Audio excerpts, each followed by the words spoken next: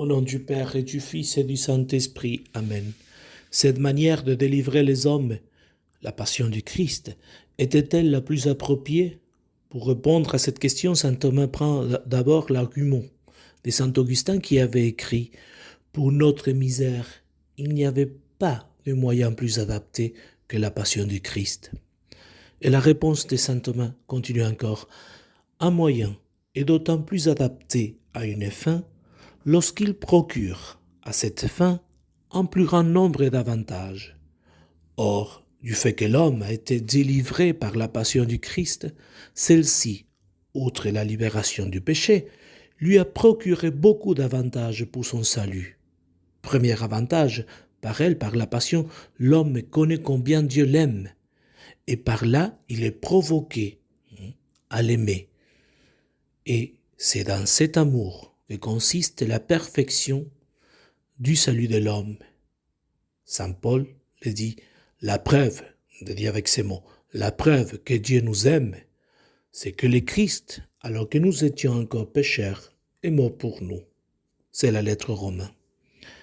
Deuxièmement, par la passion du Christ, le Seigneur nous a donné l'exemple de l'obéissance, de l'humilité, de la constance, de la justice et des autres vertus nécessaires au salut de l'homme. Cela le dit saint Pierre dans sa première lettre. Le Christ a souffert pour nous, nous laissant un modèle afin que nous suivions ses traces. Troisièmement, le Christ, par sa passion, n'a pas seulement délivré l'homme du péché, il lui a en outre mérité la grâce de la justification et la gloire de la béatitude, c'est-à-dire l'entrée au ciel. Quatrièmement, du fait de la passion, l'homme comprend qu'il est obligé de se garder pur de tout péché lorsqu'il pense qu'il a été racheté du péché par le sang du Christ. Selon saint Paul, vous avez été rachetés à ses chairs, glorifiez donc Dieu dans votre corps ou avec votre corps.